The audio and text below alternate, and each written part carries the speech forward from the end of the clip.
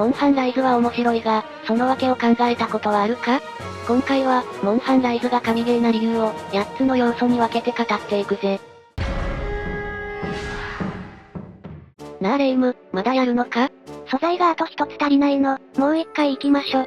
もう日付変わってるんだが、あ、本当だわ。ライズやってると、ついつい時間を忘れちゃうのよね。レイムがそこまでゲームにハマるの、初めてなんじゃないか？まあ、ライズは神ゲーだからしょうがないけどな。歴代シリーズをやってきたマリサでもそう思うのね。ライズは、シリーズの進化の結晶が詰まっているからな。過去作をやってきた人にとって、感慨深い部分も多いんだぜ。じゃあ今回は、ライズが神ゲーな理由を、8つに分けて話してやろう。素材集めはここまでにして。よし、寝る前に聞いてあげるわ。まずはかけり虫だぜ。ライズの革新的要素の大部分が、このかけり虫に凝縮されているからな。私にとってはあって当たり前のものだけど、マリサたち過去作プレイヤーにとっては違うのよね。具体的にはどんな風に便利になったの？まず一つは、移動が便利になった。過去作は平面のマップや段差を登りつつ移動していたが、かけり虫の登場で、自分から跳躍が可能になったんだ。こうした縦方向への移動は、かつては段差をよじ登るか、マップに設置されたツタを登らないといけなかったんだ。私からすると不便だわ。当時はそれが普通だったが、どうしても時間がかかったからな。かけり虫の登場で、ようやく、どこからでも素早く壁や段差を登れるようになったんだぜ。なるほど、画期的ね。さらに、縦方向の要素を取り入れた仮にも、かなりの試行錯誤があったんだぜ。具体的に言うと、トライの水中戦が最初だな。私は好きだったが、操作や距離の感覚まで一新されたせいか、賛否両論あったんだ。水中戦の話はたびたび聞くわね。ちょっとやってみたいかも。4からはジャンプ攻撃が登場して、起点となる段差も意図的に用意された。地面とツタの張った足場がある二重床も、縦の拡張の一環で、ケチャワチャの活躍の場でもあったな。クロスシリーズでは、一部のスタイルでジャンプが可能だったが、それでも限定的だった。ワールドではマップ全体で高低差がつき、斜面を利用した空中攻撃モーションも追加されたぜ。そして今があるわけね。そういうことだ。かけり虫は、縦の拡張を意識した進化の結晶だぜ。段差や斜面を利用せずとも、好きな場所、タイミングで跳躍が可能になったからな。空中を飛び回るのが気持ちいいのよね。さらに、かけり虫は攻撃にも転用できて、戦闘の幅が格段に広がったぜ。ジャンプ攻撃からのノリは、鉄柱試技からの操縦に変わったな。敵の攻撃も、かけり虫による回避を意識したものが増えている。かけり虫は間違いなく、ライズの目玉アクションの一つだぜ。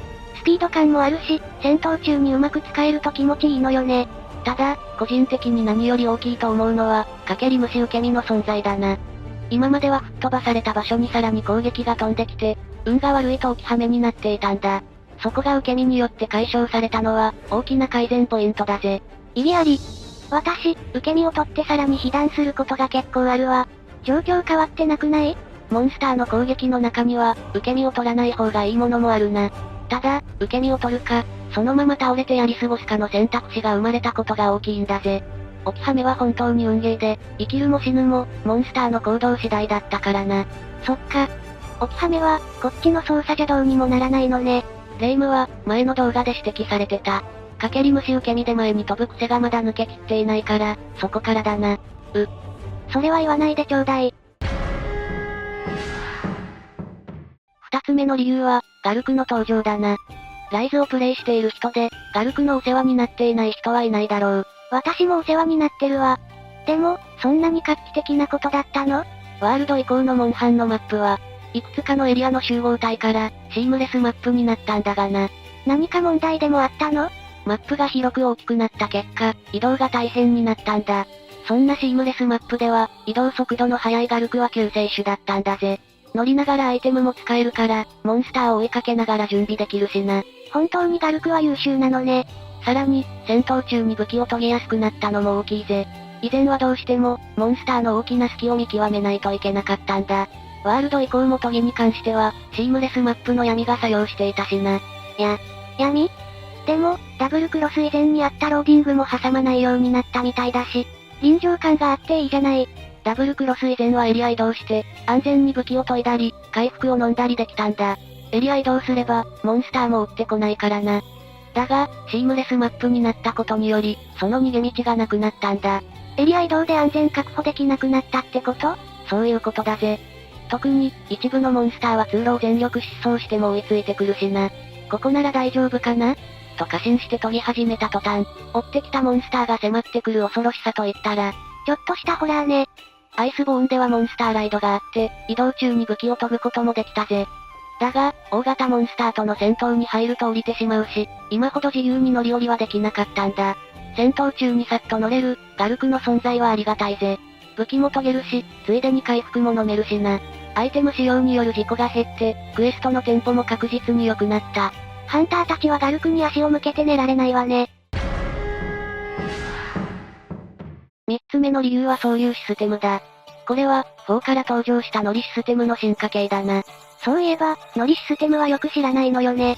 段差などを利用したジャンプ攻撃で、乗り地を蓄積させると、モンスターに乗れたんだ。暴れたり方向したりするモンスターにしがみつきながら、ナイフで攻撃していき、成功させると大ダウンを奪えたぜ。操ったり壁にぶつけたりはできなかったのね。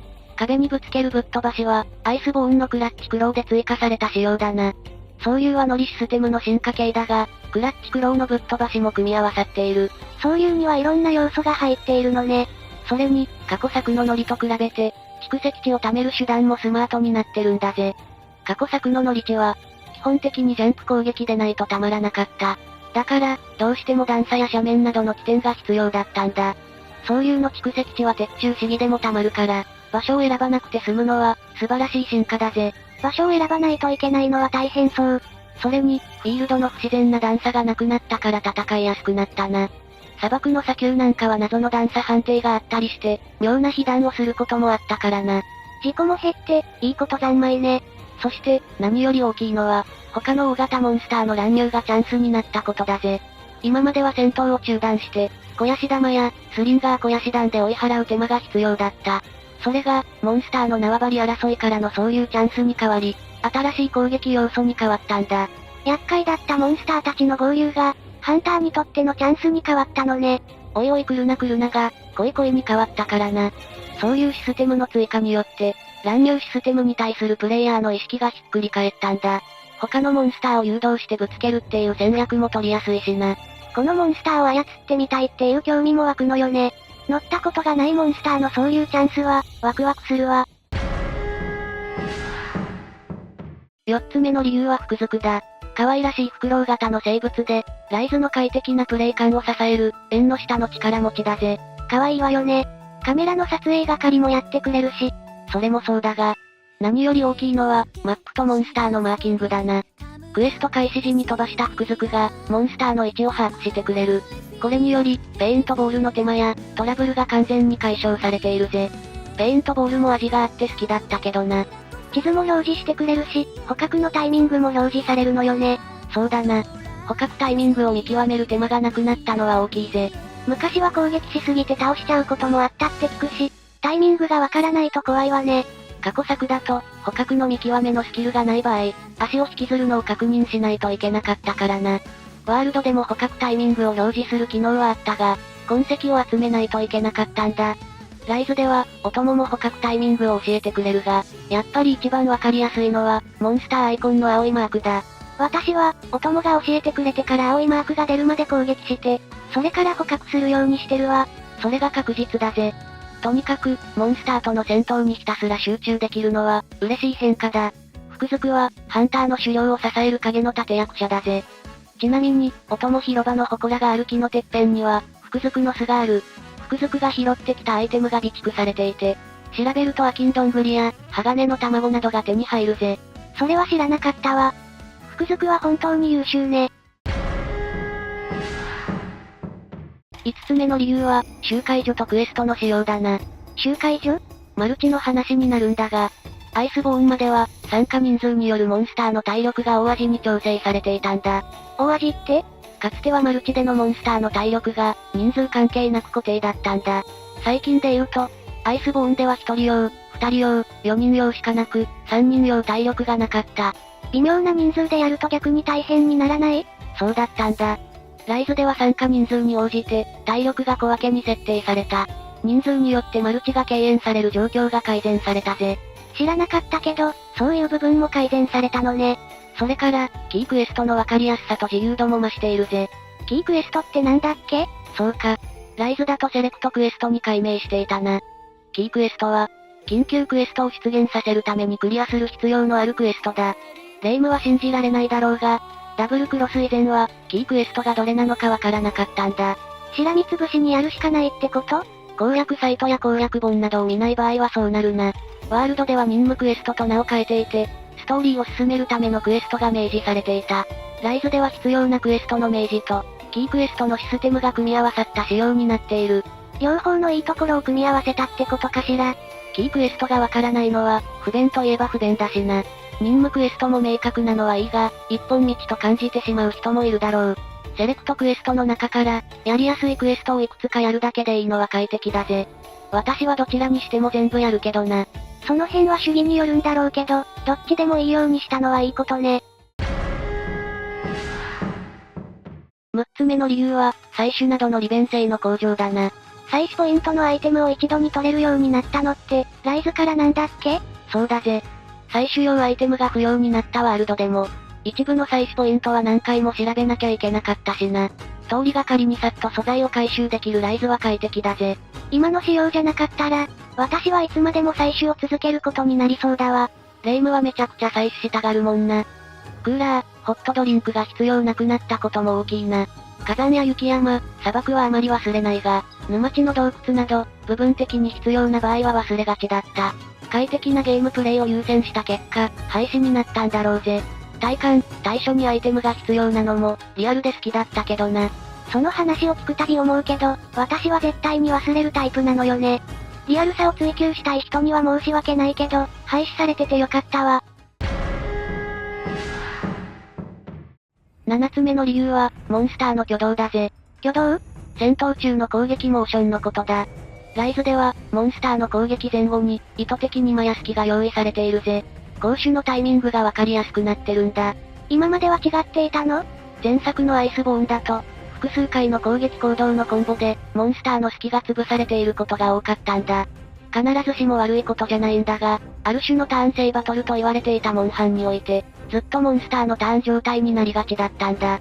ターン制バトルってよく聞くわね。ずっと相手のターンだと大変そうだわ。ライズで攻撃前後に時間を作ったのは、その辺を意識してのことなんだろうぜ。実際、ターン制バトルが強調されていて、かなり戦いやすくなっているしな。あんまり目まぐるしく攻撃されても、プレイヤーは目が回っちゃうもんね。例えばだけど、どんなモンスターが戦いやすくなっているの？ラージャンは、確定で隙を見せる行動が増えてるぜ。攻撃前後の時間も、余裕を持たせてくれてるしな。ラージャンには未だにしばかれるんだけど。最後の8つ目は、入れ替え技だぜ。武器によっていくつも技があるのよね。同じ武器でも使う技によって、戦い方が変わって面白いわ。入れ替え技の元祖は、クロスシリーズの狩猟スタイルと仮技だぜ。スタイルも技も複数あって、好みやモンスターに合わせて、いろんな戦い方ができたんだぜ。そんな要素があったのね。でも、2つも選ぶなんてちょっと難しそう。最初はちょっと複雑に思える要素だったが、慣れると面白いぜ。その頃に比べると、ライズの入れ替え技はシンプルになっているな。私みたいな人にも、親切な設計になったのね。ライズは、クロスシリーズの特色を受け継いだ作品だから、入れ替え技も登場したんだろうな。ただ続投させるんじゃなく、シンプルかつ快適にしているのが素晴らしいぜ。いろんな技を使いたくなるもの、いい要素よね。ライズが神ゲーな理由は以上だぜ。ライズは、ゲームプレイが快適になるように、心を砕いてくれているのがよくわかったわ。過去作で必要だった手間や時間が、徹底的に削減されているのが感じられるよな。快適に戦闘に集中できるように工夫されているのが、目に見えてわかるんだよな。それだけじゃなく、新要素のかけり虫や、そういうシステムとの相乗効果で、新しい味を生み出しているのも素晴らしいぜ。というか、今の環境にどっぷりな私が、過去作をやれるかどうかが不安だわ。過去作のじれったさも、味があってよかったんだぜ。機会があったらやってみるといい。そうね。やってみようかしら。ライズが神ゲーな理由に納得した人は、高評価を。ライズに限らず、モンハン動画をどんどん上げていくから、チャンネル登録もよろしくね。ここも神要素だよねって意見があったら、どしどしコメントしてくれよな。ご視聴、ありがとうございました。歴代のモンハンには、ハンターにトラウマを与えたモンスターがたくさん存在していたよな。強すぎるモンスターはもちろん、本来は雑魚敵と形容されて叱るべき小型モンスターにも、トラウマモンスターがいたんだ。思い出しただけで心拍数が上がりそうなトラウマモンスターを、よりすぐって紹介していく。君にとってのトラウマモンスターが、きっと見つかるはずだ。次回、最高のトラウマを与えてくれたモンスター9選。ゆっくり見ていってね。